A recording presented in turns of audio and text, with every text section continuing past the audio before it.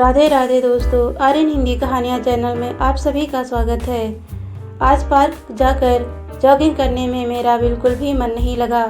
हालांकि रमेश को छोड़कर बाकी सभी दोस्त थे, मगर रमेश से मेरी कुछ ज़्यादा ही पड़ती थी। 25 सालों से हम दोनों एक साथ इस पार्क में जॉगिंग करने आ रहे हैं। कुछ तो वैसे ही रमेश का ना होना मुझे एक अधूरेपन का एहसास करा रहा था, और कुछ दोस्तों ने जब उसके बारे में उल्टी सीधी बातें करनी शुरू की तो मेरा मन और भी परेशान हो गया। 4 महीने बाद 60वां जन्मदिन होने वाला था रमेश का। उम्र के इस पड़ाव पर ऐसा काम करते हुए उसे जरा भी शर्म नहीं आई। देखने में कितना धार्मिक लगता था, और काम देखो कैसा किया। आज समाज थू-थू कर रहा है उस पर, एक दोस्त ने कहा। दूसरे दोस्त ने नाक भौं सिकोड़ते हुए कहा, मुझे तो भाभी जी पर तरस आ रहा है। अच्छा हुआ दोनों लड़कों ने घर से निकाल दिया ऐसे बाप को। इससे ज़्यादा सुनने की ताकत मुझमें नहीं थी। कुछ काम है कहकर मैं वापस घर चला गया और रमेश के बारे में सोचने लगा। रमेश और मेरी कारोबार के सिलसिले में एक दूसरे से जान पहचान हुई थी। यह जान पहचान कब दोस्ती और फिर कब गहरी दोस्ती में बदल गई, पता ही नहीं चला। रमेश बहुत ही साफ दिल, अपने काम में ईमानदार और सामाजिक इंसान था।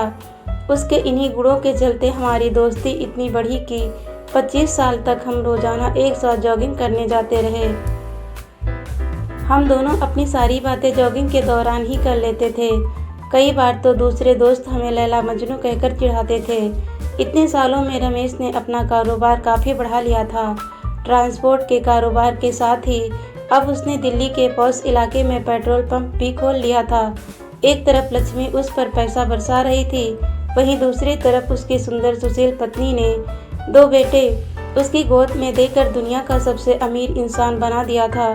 जिंदगी ने अच्छी रफ्तार पकड़ ली थी, मगर सबसे अमीर आदमी सुखी भी हो ऐसा जरूरी नहीं होता। वह लालच के ऐसे दलदल में धंसता चला जाता है कि जब तक उसे एहसास होता है तब तक काफ़ी देर हो चुकी होती है। 2 साल पहले बाजार में गिरावट आई तो सभी के कारोबार ठप हो गए। रमेश किसी भी तरह कारोबार को चलाना चाहता था। उसने अपने पेट्रोल पंप पर पेट्रोल भरने के लिए लड़कियां रख ली, और वाकई उसके पेट्रोल पंप की कमाई पहले से ज़्यादा बढ़ गई। ग्राहक वहां पेट्रोल लेने के बहाने लड़कियां देखने ज़्यादा आने लगे। अब रमेश हर तीसरे महीने पहली लड़की को हटाकर किसी और नई और खूबसूरत लड़की को काम पर रखता।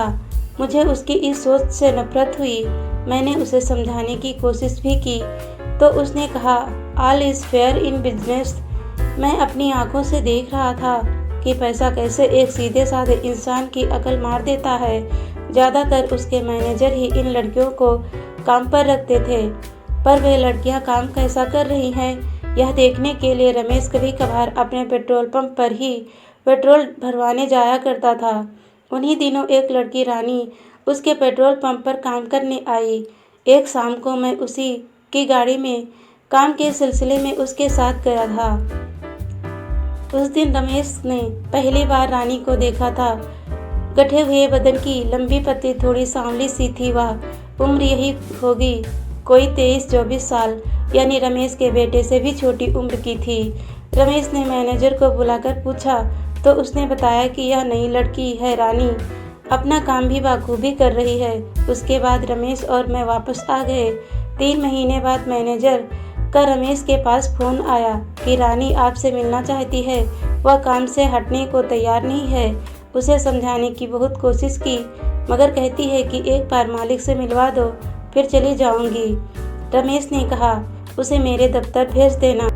दफ्तर आते ही रानी रमेश के पैरों में गिर गई और लगी जोर जोर से रोने। मालिक, मुझे काम से मत निकालो। मेरे घर में कमाने वाली सिर्फ मैं ही हूँ। बाप शराबी है, वह पैसों के लिए मुझे बेच देगा। 3 महीने से आधी तनख्वाह उसके हाथ में रख देती थी तो शांत रहता था। बड़ी मुश्किल से अच्छी नौकरी और अच्छे लोग मिले थे। मैं आपके सब काम कर दिया करूँगी, ओवर टाइम भी करूँगी। उसके पैसे भी चाहे मत देना, पर मुझे काम से मत निकालो। रमेश ने 1-2 बार उससे कहा भी कि उठो, ऐसे पैरों में मत गिरो, मगर वह पैरों को पकड़े रोती रही। आखिरकार रमेश को ही उसे उठाना पड़ा और मनाना पड़ा कि वह उसे काम से नहीं निकालेगा। ऐसा सुनते ही रानी ने रमेश का हाथ चूम लिया। 60 साल के बुढ़े रमेश के अंदर रानी के लिए दया आने लगी। रानी के जाने के बाद भी रमेश उसी के बारे में सोचता रहा। वह खुद को उसकी तरफ खींचता हुआ महसूस कर रहा था। एक दो बार उसने अपने इन विचारों को झटका भी कि वह यह क्या सोच रहा है, मगर रानी का इस तरह से रोना और उसका काम के लिए गिड़गिड़ाकर रह उससे मिलने को बेचैन कर रहे थे। उस दिन के बाद से रमेश अक्सर अपने पेट्रोल पंप पर जाने लगा। पहले वह वहां बैठता नहीं था, अब उसने वहां बैठना भी शुरू कर दिया था।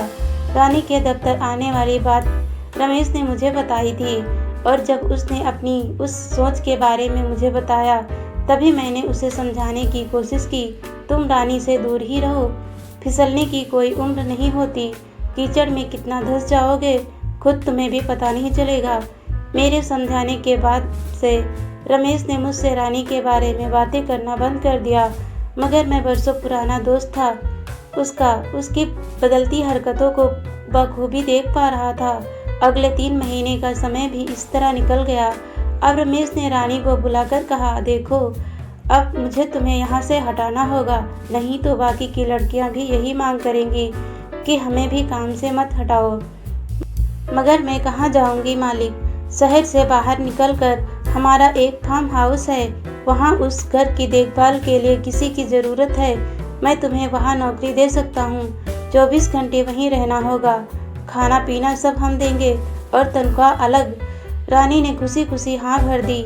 अब रानी फार्म हाउस में काम करने लगी। कभी कभी रमेश अपने दोस्तों को वहाँ ले जाता तो रानी खाना भी बना देती थी सबके लिए। रानी हर काम में माहिर थी। फार्म हाउस पूरा चमका दिया था उसने। रमेश को यह देखकर बहुत अच्छा लगा। एक बार कहीं बाहर से आते हुए रमेश फार्म हाउस पर चला गया। वहां जाकर पता चला कि चौकीदार छुट्टी पर है। तब रानी ही गेट खोलने आई, चाय पानी नाश्ता सब दे दिया और जाने लगी। तो रमेश ने पूछा, तुम्हें यहाँ कोई दिक्कत तो नहीं है? जितना चाहा था उससे भी ज़्यादा मिल गया मालिक, आपकी वजह से ही मैं आज इज्जत की ज़िंदगी जी रही हूँ, नहीं तो मेरा बाप कब का मुझे बेच देता। कहते कहते वह रोने लगी। रमेश ने उसके आंसू पोंछे तो रानी ने रमेश का हाथ पकड़ लिया। सर, आप बहुत ही अच्छे इंसान हैं, आजकल अपने कर्मचारियों के बारे में कौन सोचता है? और फिर से उसका हाथ चूमने लगी और बोली, आप तो मेरे लिए सब कुछ हैं। रानी की ऐसी हरकत से रमेश के हाथों वह काम करवा दिया जो रानी उससे कराना चाहती थी। उसके बाद से तो रमेश का हर हफ्ते का यही काम हो गया। वह हर हफ्ते काम का बहाना बनाकर फार्म हाउस आ जाता। रानी ने उसे अपनी बातों में इस कदर उलझा लिया था कि अब रमेश को अपने घर और बीवी बच्चों की भी चिंता नहीं थी। इस बीच रमेश ने मुझसे मिलना जुलना बंद कर दिया था। फिर अचानक एक दिन भाभी रमेश की पत्नी का फोन आया कि रमेश ने दूसरी शादी कर ली है। यह सुनकर मैं हक्का बक्का रह गया। मुझे या तो अंदाज़ा था कि कुछ गलत हो रहा है, मगर इस हद तक होगा यह नहीं सोचा था। शादी की उम्र तो उसके बेटों की थी। ऐसे में जब उन्हें अपने बाप की करतूत का पता चला तो उन्होंने उन्हें घर से निकाल दिया। रमेश ने पार्क आना बंद कर दिया। आता भी किस मुंह से? इतने सालों से कमाई इज्जत पल में मिट्टी में मिल गई। सारा समाज रमेश पर थू थू कर रहा था। शादी के 6 महीने बाद ही रानी ने एक बच्चे को जन्म दे दिया। रमेश रानी के साथ फार्म हाउस में ही रह रहा था। एक दिन अचानक रात में रमेश मुझसे मिलने आया। वह जानता था कि उसकी हरकत से मैं भी बहुत नाराज हूँ। मेरे कुछ कहने से पहले ही वह बोला, मुझे मालूम है कि तुम मेरी शक्ल भी नहीं देखना चाहते, पर एक बार मेरी बात सुन लो। मैं यही चाहता हूँ और कुछ नहीं, तुम्हारी माफ़ी भी नहीं। फिर रमेश ने शुरू से आखिर तक सारी बातें मुझे बताई। रमेश ने यह भी बताया कि यह बच्चा उसका है ही नहीं, मगर रमेश ने रानी के साथ संबंध बनाए थे। उसका वीडियो रानी के आशिक ने चुपके से बना लिया था। रमेश पर शादी करने का दबाव डाला गया। शादी के बाद ही उसे सारी सच्चाई का पता चल गया था। रानी ने सिर्फ पैसों के लिए उसे फंसाया था। यह उसकी और उसके आशिक की सोची समझी चाल थी। यह सब कहकर रमेश फूट फूट कर रोने लगा और मेरे घर से चला गया। मैं तो यह सुनकर सा बैठा रह गया। अपने दोस्त की जिंदगी अपनी आंखों के सामने बर्बाद होते हुए देख रहा था, जिसे रमेश प्यार समझ रहा था। वह केवल एक भरम जाल था। उसने अपनी इज्जत, परिवार, दोस्तों को तो खोया ही, साथ ही उस प्यार से भी इतना बड़ा धोखा खाया। काश वह पहले ही समझ जाता तो इतने सालों से कमाई हुई उसकी इज्जत पर इतना बड़ा कलंक तो नहीं लगता। वह इतना समझता था कि 60 साल की उम्र प्यार करने के लिए नहीं बल्कि अपने परिवार के लिए होती है। दोस्तों, कहानी अच्छी लगी तो लाइक, शेयर और सब्सक्राइब जरूर कीजिएगा। वीडियो देखने के लिए बहुत बहुत धन्यवाद दोस्तों।